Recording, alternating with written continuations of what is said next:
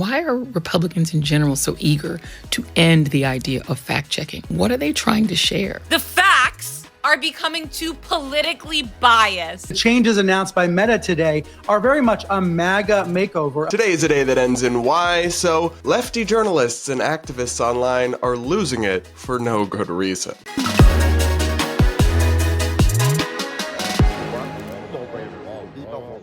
Mark Zuckerberg makes a big announcement that has left-wing journalists and influencers crashing out on camera, an OnlyFans star takes things to a creepy new low, and Trump's trolling goes to a new level. All this and so much more is coming up on today's episode of the Brad vs. Everyone podcast, my daily show where I take on the craziest ideas from across the internet, across our politics, and across our media, all from an independent perspective. First, guys, before we get into things, a quick update on friend of the show, non-binary TikTok influencer James is Smiling, who you may remember recently bragged about having his driver's license changed to say female in the state of Florida, even though that's illegal. I just got my gender changed on my driver's license in the free state of Florida. My God, Ron DeSantis would be screaming right now if he knew about this. This little license now says female on it. It doesn't.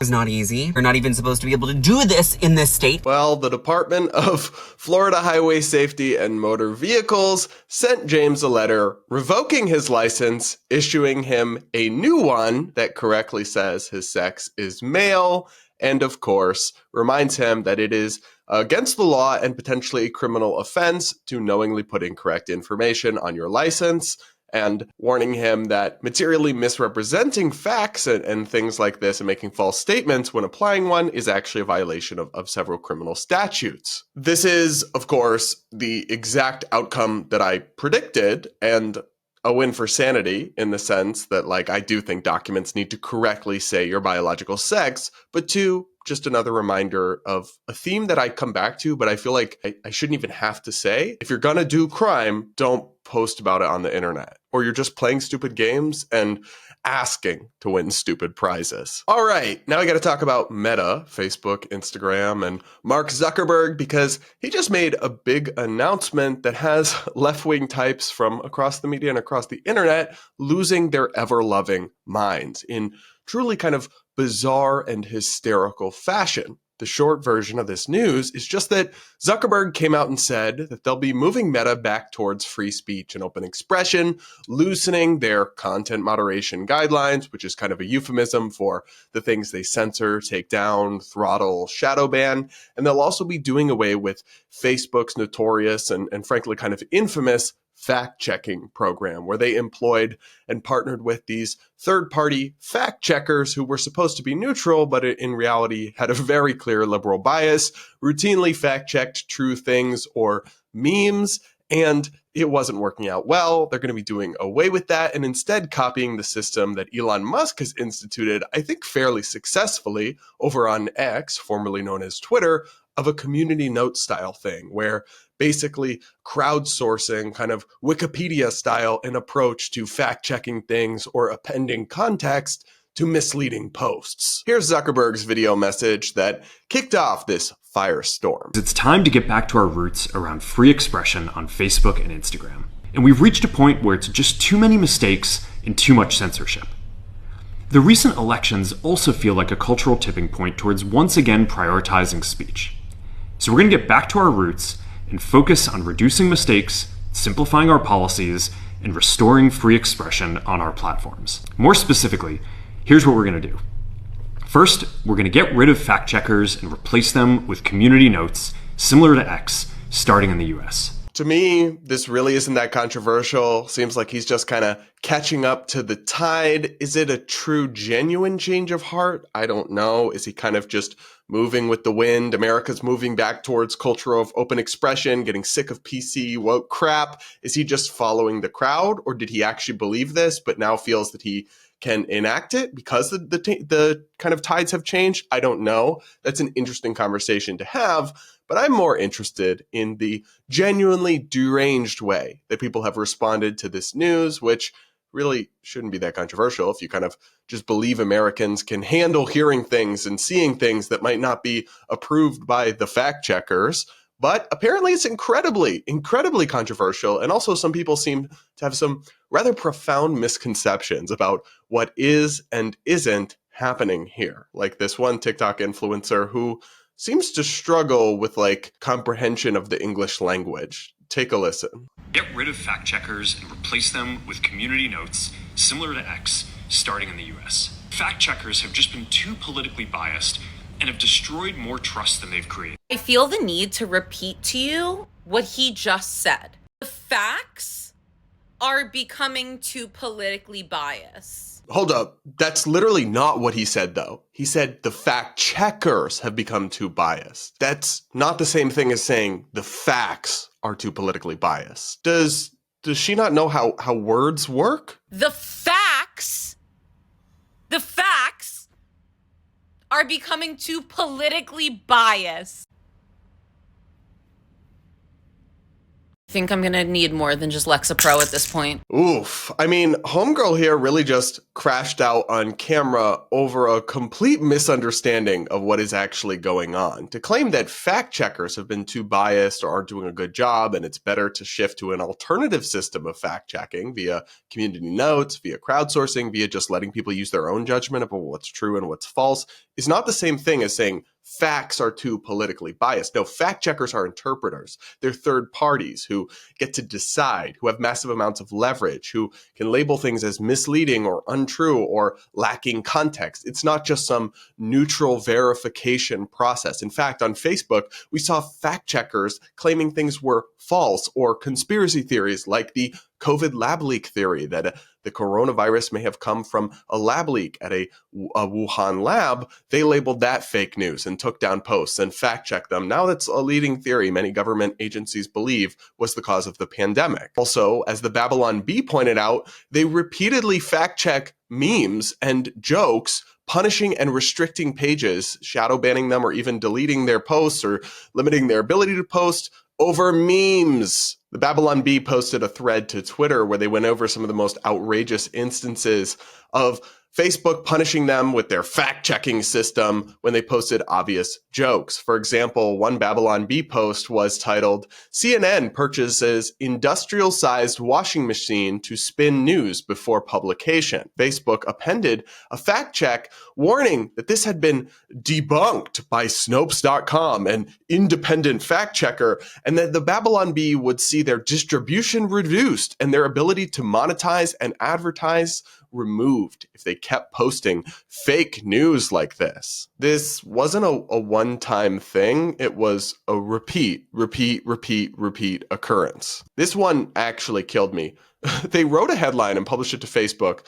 Ninth Circuit Court overturns death of Ruth Bader Ginsburg, RBG, the late Supreme Court Justice and liberal icon. And Facebook's fact checkers checked this and pointed out that the Ninth Circuit Court of Appeals did not overturn RBG's death. Wow. Thank you to the stunning and brave members of the media for doing this diligent fact-checking. So many Americans would have been misled and thought that a court overturned someone's death if not for these heroes stepping in and clearing up this misinformation, inflicting the vulnerable minds of Americans who are just so hopelessly gullible and stupid. So my point here, these are just a few examples, but the Facebook fact-checking system has been incredibly flawed. It's caught up all sorts of content. And then the people doing the fact-checking, some of them do a good job, but some of them, like Snopes or like PolitiFact, do have a pretty clear political bias and have been called out for favoring some sides over others, for bad fact checks. It's not a perfect art. And frankly, it's just not clear to me that it's a necessary system at all. I, unlike some of these liberal types, trust Americans to be able to tell that CNN did not literally purchase an industrial-sized washing machine to spin the news without armies of fact checkers punishing satire accounts for posting jokes. Like, this is not some system that we need to save democracy the way they're making it out to be. It's just not. And I think the main difference here comes down to the fact that some people belittle the public, view them as stupid, and view them as helpless, and think they need to be protected from information they might not understand. And some people trust people's ability to, by and large, nothing will be perfect. Some people will believe fake news, but sort things out for themselves. And I'm in that camp. Whereas these types, as I'm about to show you, are very much in the camp that no, the elites need to be able to gatekeep and safeguard what memes people are allowed to see, or all hell will break loose. Or as one columnist for The Guardian put it, we're now in a new era of lies because Mark Zuckerberg has just ushered in an extinction level event for truth on social media. Bruh. Y'all, they're serious. Some of the delulu is off the charts. The idea that we're going to have an extinction level event for truth in our society because people can post memes unrestricted, or liberal gatekeepers won't be able to punish pages that post things they claim are incorrect. Yeah, no, actually, no. In fact, I actually think the community notes system has worked out pretty well on Twitter. And most of the time when I see something getting a ton of traction that I know to be incorrect or false or misleading, there's a community note attached. And again, the old system trusted the fact checkers to serve as some sort of benevolent arbiters of truth, putting way too much power in the hands of people who could censor accounts and punish them and take away their livelihoods if they declared their stuff fact-checked as false. It put all this power in the hands of people who were deeply biased and who are prone to abuse it. So yeah, I think it's not an extinction level event. It's just going to mean more free speech and open discourse online, which somehow is something that our modern journalistic class, at least in the form of figures like Joy Reid of MSNBC, hates openly and is very upset about. Take a look at the rather deranged video she posted about Mark Zuckerberg's announcement. Why would conservatives think fact-checking is biased against them? I mean, what are you sharing if you keep getting fact-checked for false information? I don't know. Lots of things about COVID-19, for example, many of which turned out to be true. Think about it. What were conservatives sharing on Meta that was getting flagged so much? Are they spreading false information? And why are Republicans in general so eager to end the idea of fact-checking? What are they trying to share? What is the motivation for not wanting it to be fact-checked? So this is just one creepy, girl, this angle is not angling for you. I don't know what you're trying to come off as, but yikes. But more importantly, she's just lying or completely misinformed or misunderstanding. Republicans, first of all, it's not clear Mark Zuckerberg is a Republican. He's kind of gone through an ideological journey, so I don't know exactly where he's at these days. But regardless, they're not trying to get rid of fact-checking. They're trying to change the way in which fact-checking is being done. And so instead of being in the hands of a few heavily liberal elite institutions like PolitiFact or Snopes, which are biased and problematic in many ways, it will be done through kind of crowdsourced ways like community notes. That's still a fact-checking system. They're not trying to get rid of fact-checking. That's an untrue straw man claim. It's just not a correct interpretation of what's going on here. There will be fact-checking through a new system that will democratize the fact-checking and the kind of containment of incorrect information instead of just giving it to journalistic liberal elites like the kind of people that work at PolitiFact. That's why they hate this, to be clear. It's like their class is losing power. Their friends are losing power. And a new system is going to be tried that, again, I think has worked well on X by and large, that instead kind of spreads out that power to the people. But only to, not everyone can just participate in community notes. And you have to have kind of a track record. It's got to reach consensus. It's got to have real sources. It's a legit process. It's not just anyone can edit anything. But it is a more kind of democratized, decentralized process, taking power away from gatekeepers like this. And they kind of give the game away when folks like Brian Stelter of CNN get on here and say that allowing more free speech just is MAGA or something. Take a listen. It gets to this broader sense that when people like Elon Musk or Mark Zuckerberg talk about free speech, Everybody wants free speech. That's not true. How can you have lived through the last several years or even decades of censorship, of people wanting to make misinformation banned from social media and even censored by the government, of people wanting to make misgendering a crime, of the federal government pressuring companies to take down speech they don't like, and think everyone still supports free speech? Are you living in Delulu land? Have you not read any public opinion polling in decades? Like, that's just not true. But keep going off, I guess. It oftentimes seems that these tech CEOs actually are favoring or preferring a certain kind of speech, right? They're favoring their own speech or their own political preferences and not the actual entire user or the community's speech. You know, the changes announced by Meta today are very much a MAGA makeover, a pro-Trump makeover, and that's going to win Meta some conservative users, but it may repel some liberals. That's the same thing we've seen happen on Elon Musk's X. He's turned it into more of a right-wing platform where he's pro-free speech when it's really pro-Musk or pro-Trump speech. Yeah, so this again is just totally not true. The changes announced by Meta are about allowing more open discourse and debate on a variety of topics, from gender to immigration to sexuality. It is not allowing more MAGA speech, unless you're saying that only MAGA and conservatives believe in free speech now, which isn't true. There's still many classical liberals, independents, libertarians, and even some Democrats and progressives who believe in free speech. And not all MAGA types actually do. Some of them are hypocrites on different questions of free speech. But it feels like you're actually conceding the point or admitting that in your view, free speech is now a MAGA opinion, which, like, are you trying to do PR for MAGA? Are you trying to make Trump look good and his supporters look more correct and more based? Because if that's your goal, good job, Brian. But if your goal is to accurately analyze Meta's changes or inform your viewers about the reality of this situation, then not such a good job here, my dude. Not a good job at all. But what do you guys think of this whole crap show and all the people losing it over more free speech being allowed online? Like, I just can't imagine personally waking up and fixing my mouth to be mad about people being more free to express themselves. Like, but that's just me, I guess. Maybe you can understand where they're coming from more so than I can. So do let me know in the comments. I love reading the comments. I always take the time to and hearing what you guys have to say. Do make sure you're subscribed if you aren't yet, and do hit that like button before you go. Now, we got to talk about a slightly dicey subject area, and that is OnlyFans and the rise of some very creepy viral OnlyFans influencers, like one woman who we're going to discuss today, because this OnlyFans star is now openly harassing teenagers in public. Her name is Bonnie Blue. She's a big OnlyFans model, actress. I don't know what the right word is.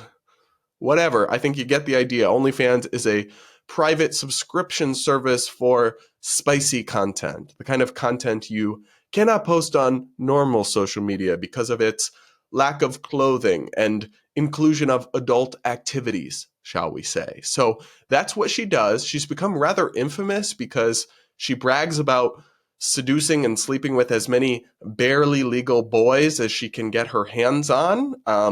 Hey boys, congratulations on finishing school. And I don't know if you know, but I've got the perfect way to let you celebrate. So come and find me, come and say hi, and I'll do the rest. I wish I could say I was exaggerating. It's kind of disturbing. She even got herself banned from Australia with this because she wanted to go to this thing called Schoolies, which I guess is an event for like high school seniors or their equivalent, and go sleep with or seduce as many freshly legal boys as she could. Like, it's creepy stuff. Adult content creator Bonnie Blue, who'd been offering her services to, quote, barely legal schoolies, has had her Australian visa cancelled. 7 News understands the Department of Home Affairs made the decision because the British woman was advertising the fact she was going to work in Australia despite being on a 12-month visitor visa. Blue has stirred up controversy on the Gold Coast over her plans to invite young school leavers to film with her. But she's now descended to a new low of basically sexually harassing random young men in public, as this now viral video from a recent trip to Five Guys shows. I just wondered, I can't see it on the menu, but where do I get the Five Guys from? The 5 guys. I didn't know if there was like a special room or you can take me out back. No, I don't think that's happening. What about after your shift? I mean, I'd want to give you, a good rating. I'm a Christian man and I'm saving myself to marriage. I'm asking for what's on the menu, that's all. Genuinely, I feel like I'm doing it right now. I can hand you a menu if you want. Are you on it? No, I'm not. Oh, that's a shame. Girl, I'm pretty sure that's sexual harassment. And can we talk about how classy this man's response was and how he was clearly startled and taken aback by this just creepiness, but he handled it very well, I thought. Just being a random person who was, I'm not sure even knew he was being recorded. Good for him, honestly. He's now going mega viral and everybody's giving him credit, and deservedly so. This guy quote tweeted the video and said, "Bonnie Blue recording me at work was not on my bingo card for this year, but here we are, I guess." It really must be crazy to interact with these internet people in real life when you're just a normal person and then find yourself going viral. I can't imagine what that's like. I've gone viral a time or two, but all in situations like me on television or me in a debate where I kind of knew that could happen. I was setting myself up for that, choosing to step into the public sphere. And it's not fun because you get a lot of hate, no matter if you're going viral for freaking bringing water to people in a drought. Somebody will find some reason to hate on you and send you hate mail. It's not fun, but it's different when you're kind of asking for it, like I was in those instances. But when you're a random person going viral like this, that could probably be pretty unpleasant. And my heart does go out to him on that, but he's mostly getting positive feedback. He did post that at first he thought it was funny, but then he realized it's actually not okay. Real talk though, I'm actually okay. I thought it was funny at first, but in hindsight, she never asked for my age,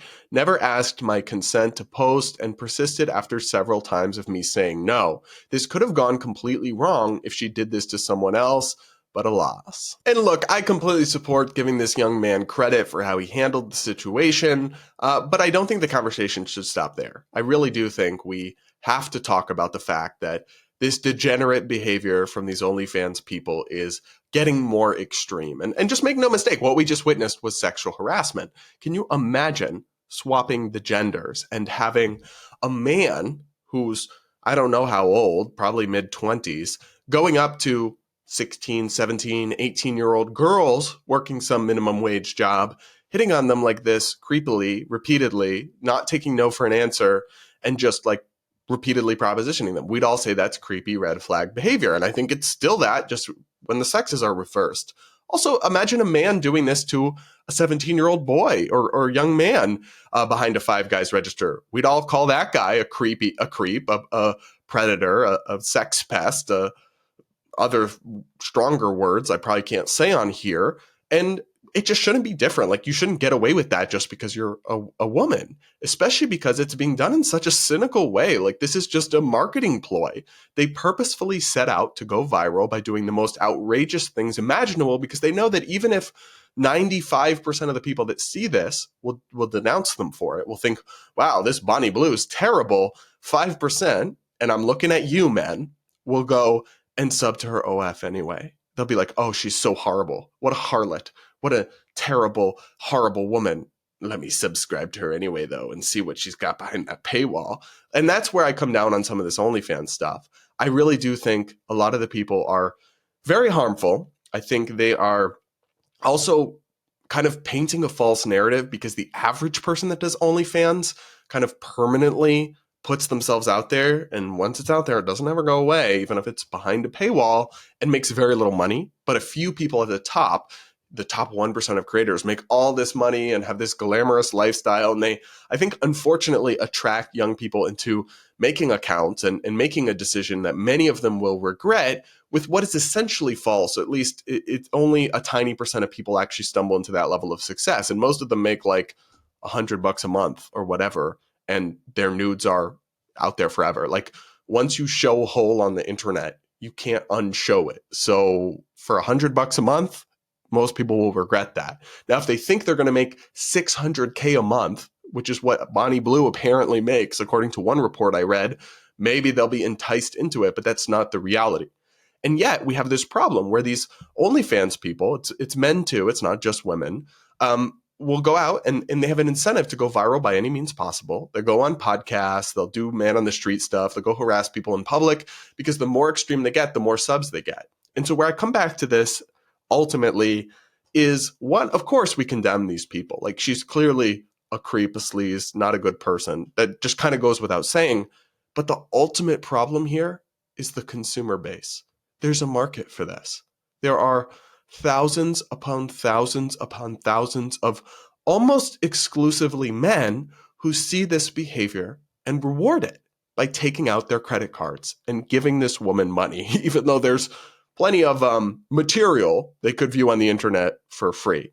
And so I think the problem won't stop. This increasing kind of treadmill of toxicity of these OnlyFans people doing more and more outlandish things in public to get attention for themselves until the market stops rewarding it. And so the problem is ultimately the people, or at least a slice of them, and particularly men who are rewarding and encouraging this behavior. And if we want it to stop, we have to stop that, because ultimately everybody, even degenerate OnlyFans stars, responds to market incentives. And that's the root of the problem that's leading to these kinds of perverse viral moments. I can't even believe we're talking about this like it's a serious subject, but it is. It actually is. So let me know what you think in the comments below. Do hit that like button while you're at it, and make sure you're subscribed if you aren't yet. And now we got to check in with Trump, because he's taking his trolling to new levels that I'd never seen before and I didn't know were possible. Basically, Trump keeps talking about three things, or actually kind of four things now.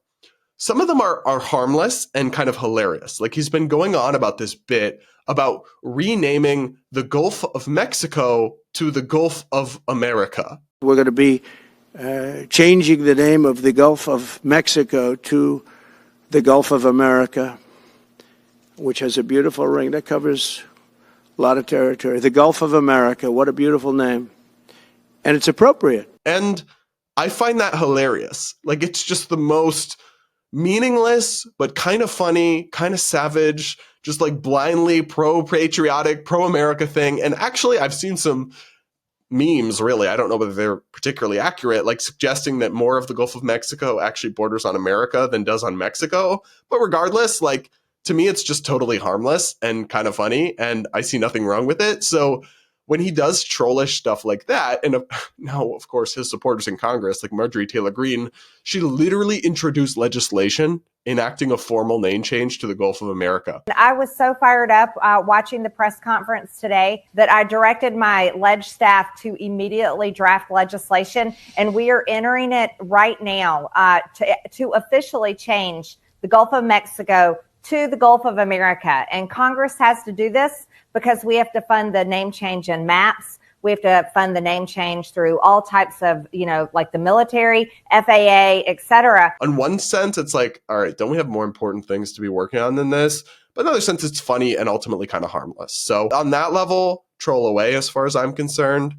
Whatever. I'd rather have him doing that than enacting huge tariffs. But then it comes to actual territories. For example, particularly three have been in focus.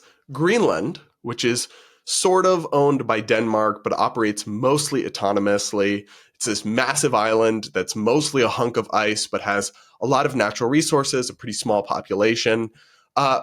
Potentially acquiring it for the United States, as well as reacquiring the Panama Canal, or even, in his most outlandish thing he keeps suggesting, first as a joke, but increasingly I'm starting to wonder if it's not a joke, acquiring Canada as the 51st state, which we'll get into it. But first, here's a clip of Trump being asked whether he would commit to doing all of this peacefully or whether he'd be open to military or economic coercion to accomplish it. And he just says no. Take a listen. To Greenland and the Panama Canal, so forth. Can you assure the world that as you try to get control of these areas, you are not going to use military or economic coercion? No. And can you tell us a little bit about what your plan is? Are you going to negotiate a new treaty? Are you going to ask the Canadians to hold a vote? What is the strategy? Yeah, I can't assure you. You're talking about Panama and Greenland. No, I can't assure you on either of those two. But I can say this. We need them for economic security. Wow. So some people, particularly kind of liberal media types, are freaking out over this clip, suggesting, oh my God, he's going to start wars. He's going to invade Greenland, invade Panama, invade Canada, all this stuff. Take a deep breath. I don't think he's actually going to do that. What he's saying here, to give the devil his due, is I won't take anything off the table. And that's a very Trumpian art of the deal. The same way he was asked many times when he was president the first time, will you take a nuclear first strike off the table against so-and-so? And he always says no. And people are like, oh my God, doesn't mean he's going to nuke anybody. It means that in his negotiation kind of perspective, he doesn't want to take anything off the table. It feels that it gives him more leverage, the threat of something. So I can say two things at once.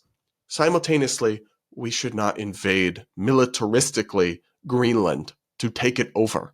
And also the fact that Trump won't rule out some kind of coercion or aggression to acquire it if he thinks it's important to our national security isn't surprising and isn't particularly controversial. If he were to actually start new wars to try to conquer new territories, that would be wrong, and it would also be out of step with what his voters voted for. They voted for America first, an end to foreign entanglements, focus on our problems at home, not starting new wars of territorial acquisition.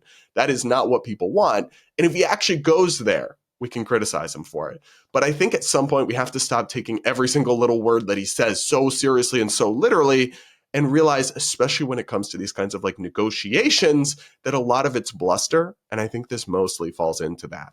But I do want to talk about the actual substance of this issue here, because people are seriously talking about, for example, the acquisition of Greenland. And I want to go on record and say, I think it's an interesting idea and I'm open to it. But I think it should not, of course, be done through a military invasion. It would be wrong and immoral to take over Greenland by force, just seize it. We don't need to do that. That's not necessary. But it does have vast natural resources. It is a location with militaristic and strategic importance in terms of connecting Europe and America, and having somewhere in the middle to potentially have bases from, or have troops based or aircraft, all sorts of things. And Greenland doesn't really have the resources to exist in terms of its economy completely independently. And so it's sort of owned as a territory of Denmark, but Denmark doesn't really have any authority over them. So what we could easily do, I don't think we should offer Denmark money to purchase Greenland because they don't really have any fair claim to it. What we should do is try to convince the people of Greenland to join America of their own accord and then welcome them in, whether we do that through an economic proposal or through some kind of vote or poll of the citizens of Greenland. I'm open to that kind of thing. I'm not open to simply seizing them by militaristic force, but I don't really think Trump's going to do that. I think it's just bluster. And I think people need to stop getting out ahead of their skis over every single thing he says. All right. Like, didn't we learn that from his first presidency? Not to get too worked up about words alone and wait and see which crazy ideas he actually puts into action. And then we can talk about those. But like, we can't just freak out every time he says something slightly off kilter. Like, calm down. The Canada one is a funny joke to me. It's hilarious to me when he calls Justin Trudeau Governor Trudeau. But it's not actually something I would ever consider as a good idea. Acquiring Canada, making it the 51st state. It's so big, it would really need to be like 4 states or 5 states. It's huge populace for a couple of reasons, but one of which is like Canada's political culture is not something I want in the US. Their population is very left-leaning and doesn't share American values about things like self-defense or free speech. Some do. Not all, but not even most, unfortunately. But a lot don't. And you would basically be adding a bunch of states that are going to send far left senators to the Senate and members of Congress to Congress and have tons of electoral votes to vote for president. You'd be skewing our politics far to the left in our federal system, which is not something I think we should do. Now, what I think we should do is have more trade and more openness with them as our neighbors, but we can do that without acquiring them by force or even through like voluntary means, which they wouldn't do. They don't want that. Even their conservative leaders have said they don't want to become part of America. So it really would have to be through force. And I don't want a war to acquire Canada. Like, that needs to stay a meme. If Trump actually tried to do that, that would be crazy.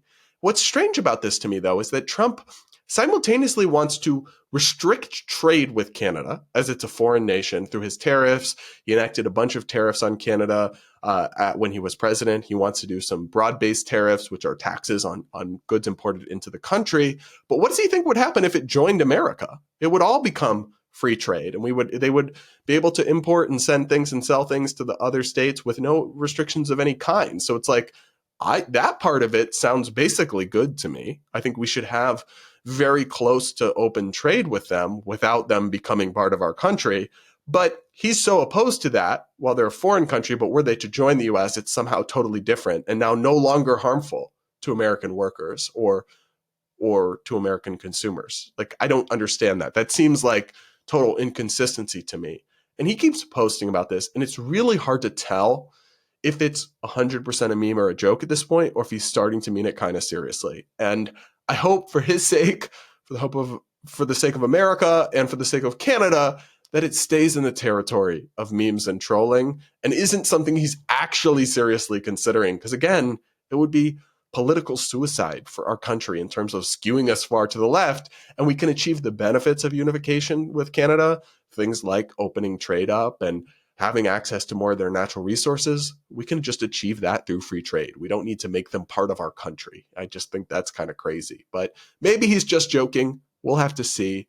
And I again encourage everybody to stop taking his bluster so seriously and wait and see. What does he actually do when he's in office? And we'll talk about it seriously then when we have actions to analyze and not just kind of posturing, rhetoric, and late night posts on Truth Social. But what do you guys think about all this crazy stuff with Trump and Canada and Greenland? Let me know in the comments below. Do hit that like button while you're at it, and make sure you're subscribed if you aren't yet. All right, everybody, that episode was quite a doozy, but make sure that you are subscribed if you aren't yet. Thanks again for tuning in to the Bread vs. Everyone podcast, and we will talk again tomorrow.